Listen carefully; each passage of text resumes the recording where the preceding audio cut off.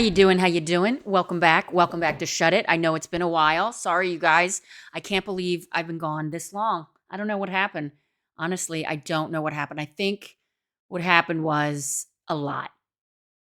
Not me personally, just a lot. Actually, personally, I did get a new computer. And so it's a different computer. I didn't know how to set up the equipment, but also, Armageddon. So there's a lot going on. Do you know what I'm saying? That's why I'm so glad to be back with Dumb News of the Week. And this is a really good one because we need it right now. When the world is falling apart, we need to focus a little bit, have a break, and deal with some really dumb news. The sinister dating trend where women say men abandoned them in the wilderness. He left me alone to test me. That's right. So there's a trend of men telling their partner, hey, let's go on a hike, and then they abandon them. That's kind of cruel. That's not really dumb. That's cruel. So let's read on. On a grueling 222-mile hike through California, Sierra Nevada, Laurie Singer faced a terrifying ordeal. She was abandoned miles from help with no one to rely on but herself. Okay, so in 2016, the avid hiker and adrenaline junkie set out to tackle the John Muir Trail, one of America's most famous backpacking routes, with her close friend and longtime training partner, John, whom she had the utmost trust. But what was supposed to be an empowering, life-changing experience for the friends turned into something straight out of an episode of Dateline. He was experienced with the John Muir Trail, having hiked it multiple times, whereas I was a novice in backpacking and had little altitude training. Singer, 66, told the Post. She's 66 years old, by the way. Hiking 222 miles. I don't know. Take a cruise. Do something else. Take a walk around, the mall. I don't think malls exist anymore, but let's finish the article, shall we? As a result, the duo planned to hike roughly 20 miles per day across the famously punishing trail, since a hike of this scale typically takes 2 to 3 weeks to complete. It's a long time. Things quickly took a turn as just days into the hike, Singer began feeling ill, though she didn't yet realize it was altitude sickness, which didn't stop John from charging ahead, leaving me struggling behind. F you, John. That's what I say. One day, as the sun set and darkness fell, I found myself alone and unsure if I was still on the trail. Okay, so she's having delusions. Not having the experience yet of having to rely on John left me in tears. I was scared and angry at him for leaving me behind, she recalled to the Post. When the California native eventually caught up to her friend, he had set up his camp and explained that he left me alone to test me. Okay. John told her bluntly she wasn't keeping up and suggested she quit the hike. Singer refused, not because I wanted to be with him, but because I needed to get closer to our endpoint before considering getting off the trail. The nightmare scenario Singer experienced is a viral phenomenon known online as Alpine Divorce, which is when a male friend, family member, or romantic partner abandons a female in an outdoor setting, sometimes as a supposed test, like what John did, or sometimes out of sheer impatience. Okay, let's finish the article. I have a lot to say about this. A quick search of the term on Instagram, TikTok, and X shows hundreds, if not thousands, of Alpine Divorce victims sharing their horror stories. So we're talking about Alpine Divorces on here. I guess that's what happened to me before 7 years ago. This is a video of me hiking in the Scottish Highlands trying to make the best out of my trip, while the guy I was in a situation with was miles ahead of me. And in a viral TikTok video with over 26 million views, a woman is heard hysterically crying while she films her hiking view with overlay text that reads, "You go on a hike with him in the mountains, but he leaves you alone by yourself and you realize he never liked you to begin with." Yeah, he's called a psychopath. That's insane. Close to 30,000 commentators chimed in, either sharing advice or relating to this woman's story. So apparently a lot of people are saying, yeah, that happened to me as well. Let's look at her TikTok. I'm curious. Oh my God, that's a shame. I just want to say to this poor girl, that's a great red flag right there. If the guy abandoned you when he asked you out on a hike date and he just trailblazes straight ahead and just like he goes to you on a hike, I don't know. I don't think that's the best person for you to spend the rest of your life with. Do you know what I mean? But here's the thing. If you went on a hike with this guy, did you really know him before you went on the hike? I don't know. I have a lot of questions now. Another woman publicly shared how she's relieved Alpine Divorce is getting the recognition it deserves since her ex-husband dumped her after taking her hiking at night. At night? Oh my God. Where she didn't feel safe and had a panic attack as a result. The trend even went beyond social media, as just last month, an Austrian court convicted a man of gross negligent manslaughter after he left his girlfriend to freeze to death on the Grossglockner, the country's highest peak, back in 2025, in January. This bizarre and quite traumatizing concept is sadly nothing new, as it dates back to the 19th century short story An Alpine Divorce by Robert Barr, in which a husband plots to murder his wife in the Swiss Alps. Wow, I want to read that. That's crazy. An Alpine Divorce. Okay. Similar to Singer, others noted that apart from husbands and boyfriends, they were also Alpine divorced by friends, their fathers, brothers, cousins, and more male figures whom they thought they could trust. Things turned for the worse when Singer's vision blurred and she had difficulty walking when she was at 12,000-foot mountain pass near Big Pine. I confessed to John that something was seriously wrong with me. I'd never experienced these feelings before. I was scared, she explained. John didn't even bat an eyelash at his suffering friend and refused to get her any help. Sorry, John should go to jail. That's what I say. Instead, he said I should hike down alone, set up camp, and hitchhike back to my car. He gave me one protein bar along with his trash and sent me on my way for an 8-mile hike, one of the most difficult Eastern Sierra passes, she recalled to the Post. Weak, dizzy, and barely able to stand, Singer stumbled down the mountain alone. Eventually, she ran into a few good Samaritans on the trail who gave her food and helped her down the mountain, where she caught a ride back to her car. Aside from being diagnosed with brain swelling, infected blisters on her feet, and malnutrition by a doctor the next day, the traumatizing ordeal also ended a decade-long friendship. You learn through the hard times how your partner shows up for you. If they're tuned in and caring and responsive, or distant and self-absorbed, the expert explained. But despite all this, Dixon said not every Alpine divorce spells the end, although it shouldn't be ignored. Okay. In romantic relationships, someone walking ahead of you on a hike doesn't necessarily mean you need to break up immediately, but it is a valid sign that something is off, Dixon stressed. It could be your subconscious telling you to reconnect or relate differently. Take context into account. Look at the frequency over time, how upset you feel, and if there are any other circumstances. If you find yourself in an Alpine divorce or any abandonment situation with a loved one, bring that up to your partner. Tell them what happened. Tell them how it made you feel and why it bothered you.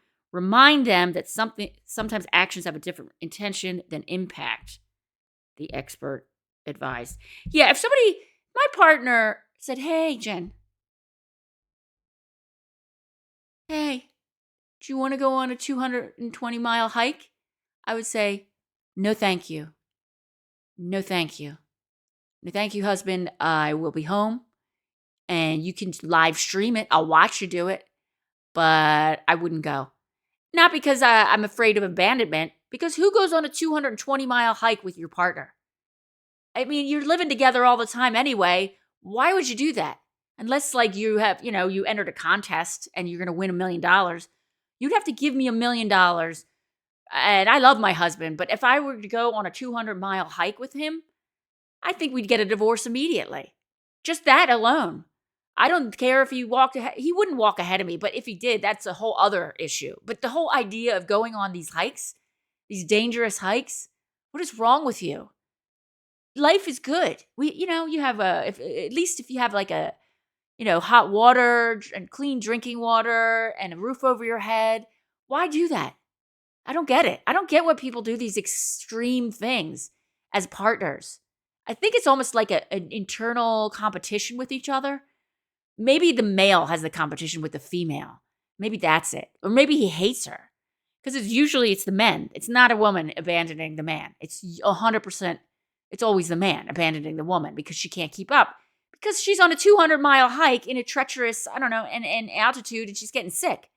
And the guy, he probably does this shit all the time with his buddies. And he's like, yeah, I got to bring my wife this weekend. Maybe I'll kill her. I don't know. This is me guessing, but that's insane. Who does that? Do any of you hike with your husband 200 miles or whatever, 500 kilometers for the European crowd? Do you guys hike together? I mean, I go on walks. We walk the dog, but he doesn't walk ahead of me when I'm walking the dog. That would be really weird.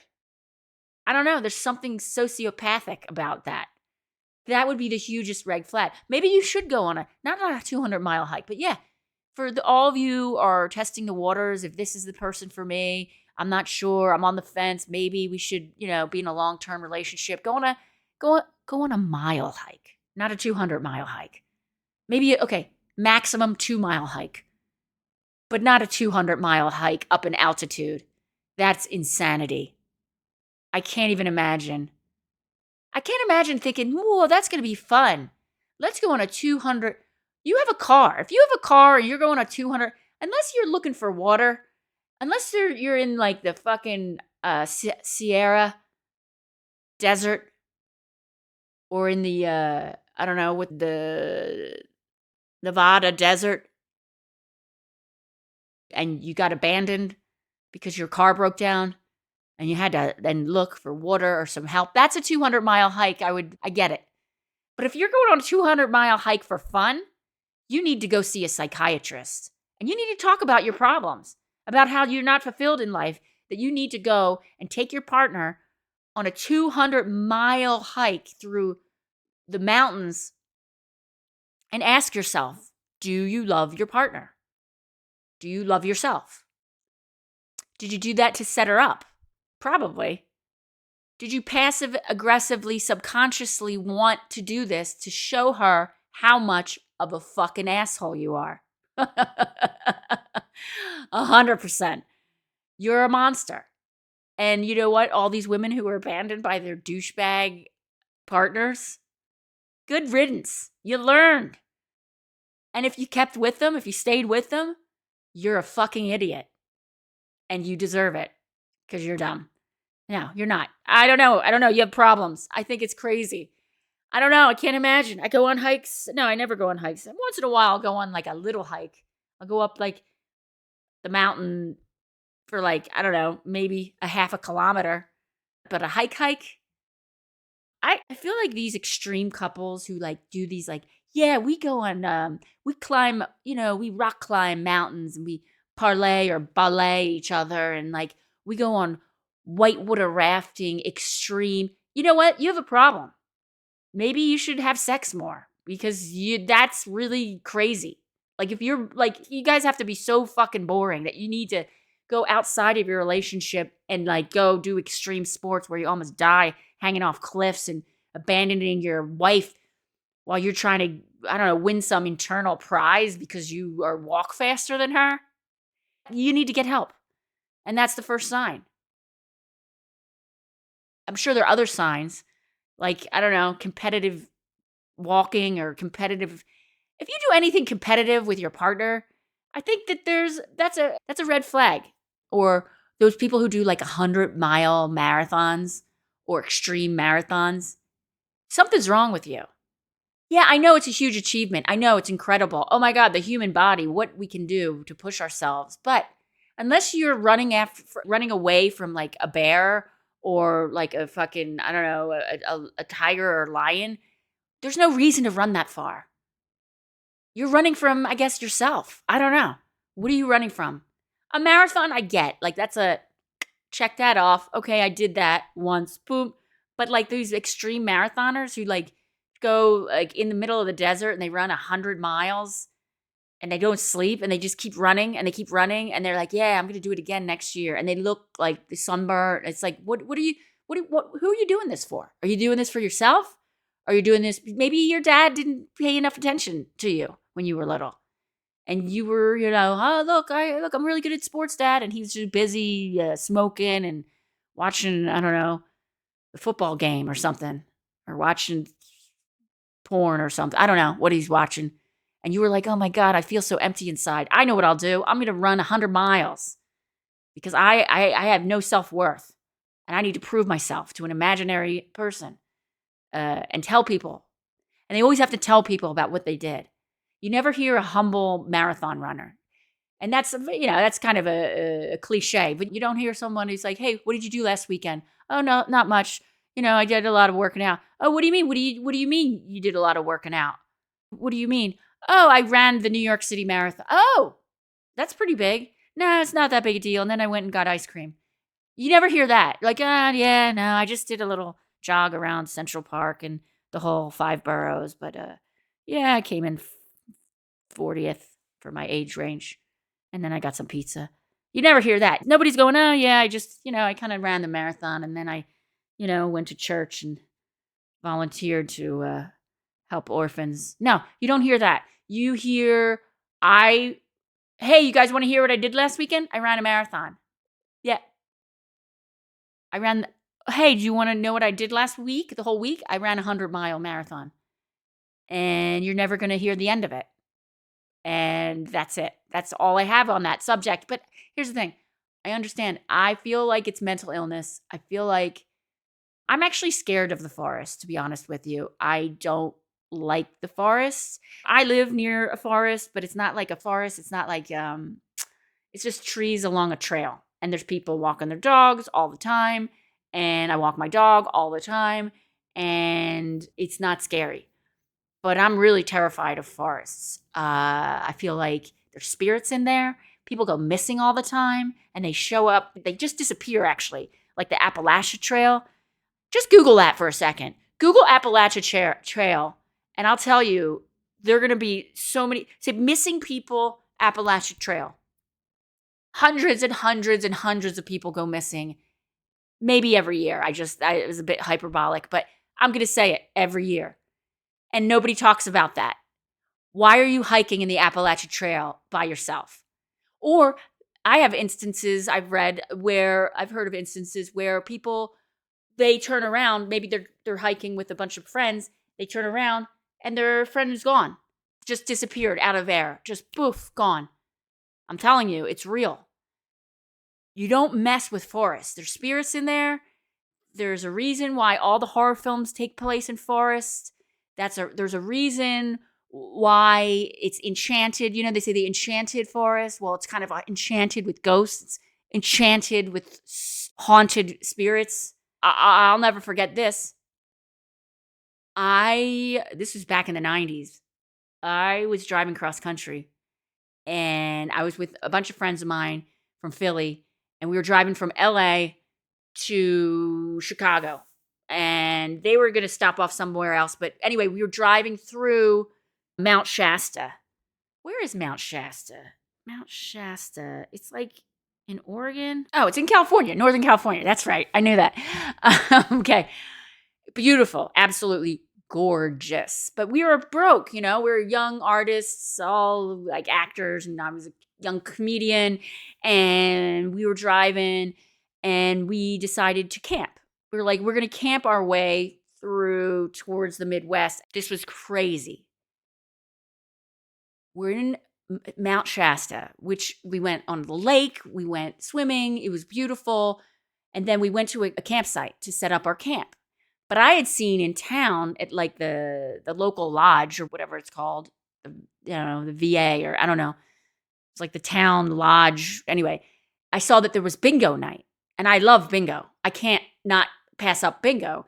So Brian and Mike, they were like, we're going to stay and do a fire or whatever at the campsite. And I was like, Bridget and I are going to go play bingo at the Mount Shasta Bingo Lodge. Maybe it was a bingo lodge. I don't know. Anyway, so we went. I was so excited. And we played bingo. and I won. I won a 6-pack. I swear to God, this was a true story. I was so excited. I won a 6-pack of like Miller Lite or Bud Light. Let's say it was Bud Light. And I was so excited. Anyway, bingo was over, and then we got back in the car, and we had to find the campsite.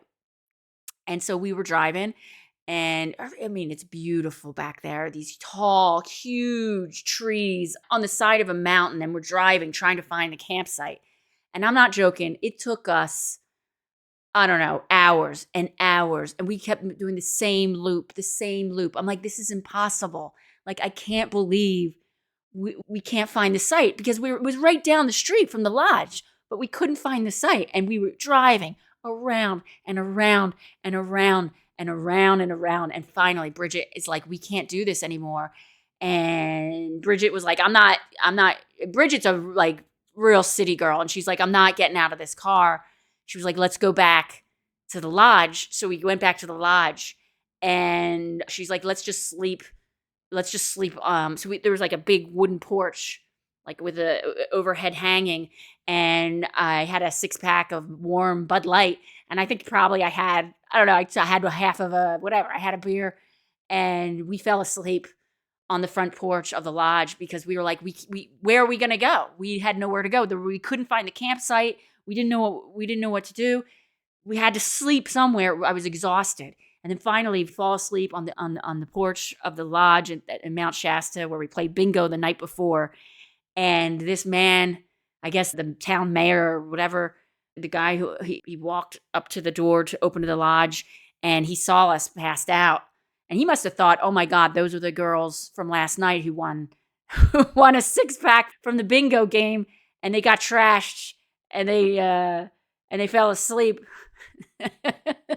on the porch at the bingo hall. And then the next morning, Brian and Mike had their own car, and they found us. And they were so worried that whole night. They were like, we didn't know what to do. And they came to the lodge, and then we all had a good laugh. And the point of that story is, we're here today because we didn't get out of the car in the forest. I truly think that whole area, and if you look it up, Mount Shasta, I'm going to look it up. But if you look it up, Mount Shasta, more people have gone missing in the Appalachian Trail and Mount Shasta. That's why you don't get out of your car at night. You don't go, ooh, who's there? No, you stay in your car. You turn on the radio. You stay in the moment. You do not get out the car. You go back to where there are lights. You go back to the lodge where you played bingo the night before. You don't go walk out, hey guys, who's there? No, because that is the beginning of the end of your story. They'll be like, whatever happened to those 2 girls who won the bingo, who won the 6-pack? Oh, you didn't hear? Or no, oh, you didn't hear? Missing. Vanish. Poof. Yeah, that's what would happen. You don't go hike. This, I guess the moral of the story is, don't go hiking. You know what I mean? I know. I live in the most beautiful area. I can see the Swiss Alps from my window, and I would never, ever go hiking. Nope. It's not going to happen. I like to look at the mountains, but I'm not going to hike it. Ever. And if you do, you're asking for it. Because Mother Nature, guess what?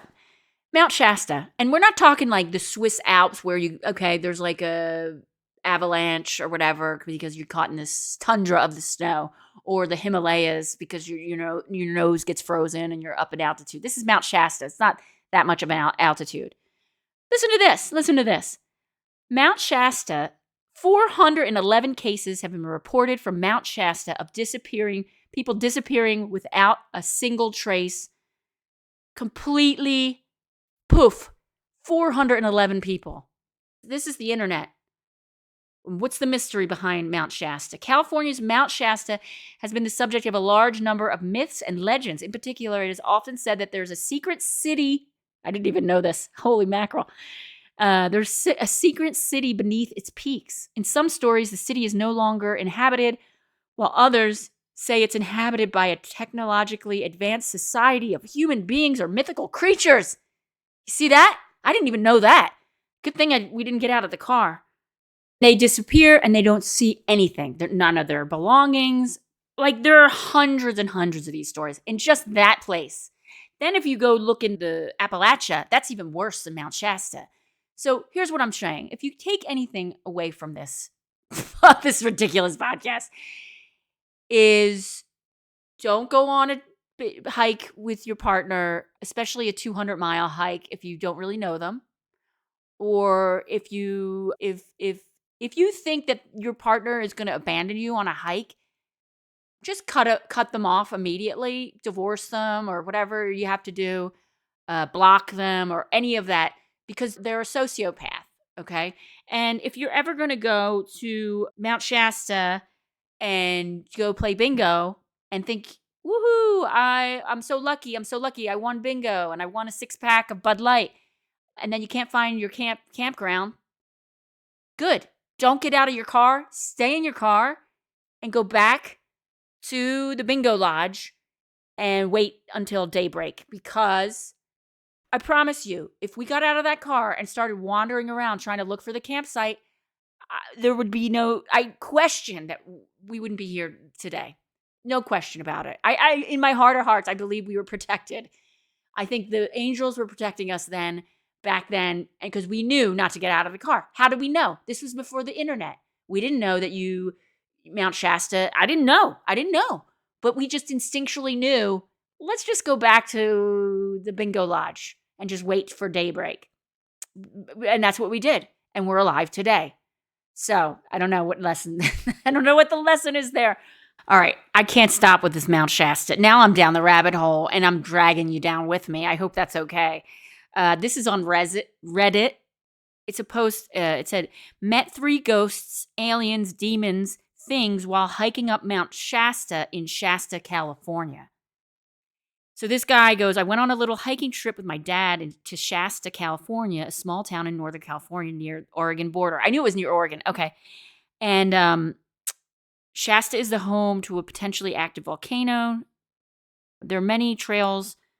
So my father and I were excited to do some hiking. We drove up to the side of the mountain to the parking lot in which one of the trails begins. I believe it was called the Old Ski Bowl Trail.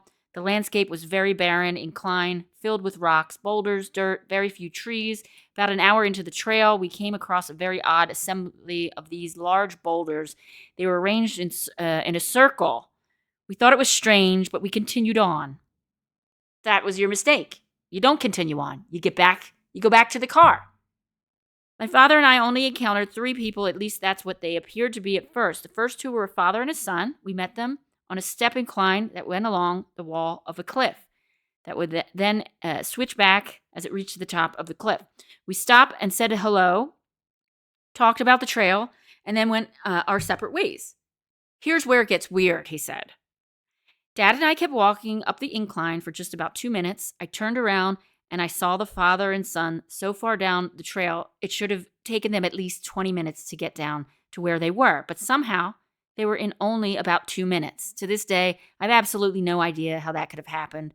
There was no one else on the trail at that point, and I could see the color of their clothes from the distance, so I knew it was them. I pointed it out to my dad, and we thought it was weird, but we didn't dwell on it, so we kept going. Mistake number 2. Okay. And this is when it gets much weirder. As we reached the top of the cliff, there was another strange rock arrangement that was off to the side of the trail. This time, there were far more rocks than before, and they were now arranged in rows, almost like gravestones. We continued on the trail and reached another sort of incline with a switchback to reach the top of another cliff. And we reached a point where we would need climbing gear to continue, so we decided to head back. And when we turned around, I saw a man standing among the rocks, staring at us. He was wearing a button-up shirt, cargo shorts, and a wide-brimmed straw hat. And he was at a distance where I should have been able to make out his facial features, but it was almost as if he had none, like his face was just flesh and skin. I pointed him out to my dad, and then the man quickly ducked down behind the boulder and was peering out at us over the top of the boulder. It seemed almost playful, like a child trying to hide.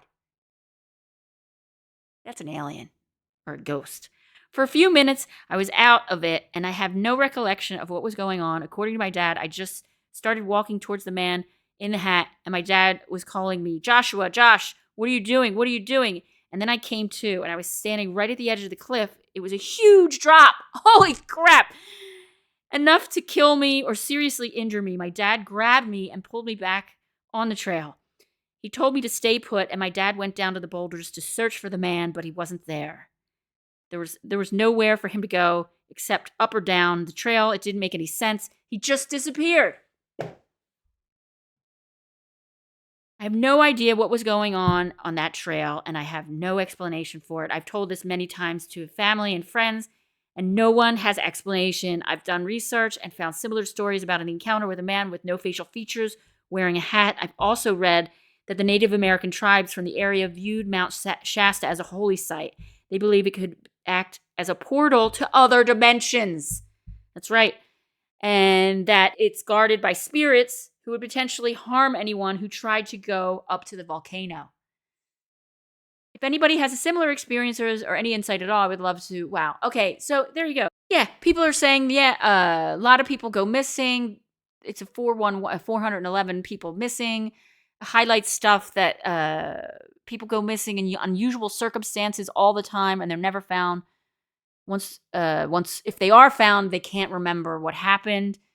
There's a lot of reported paranormal alien angel activity in the area. So basically, I think Mount Shasta is a portal to a different dimension, and it probably does have aliens. And that's why you shouldn't go hiking there. You know what I mean? Look from afar. Go, get off the highway, go, look, there's Mount Shasta, and keep on going. And just go straight through over to Oregon and stop at your local whatever rest stop and get a Big Mac and just be relieved that you weren't abducted by Mount Shasta aliens.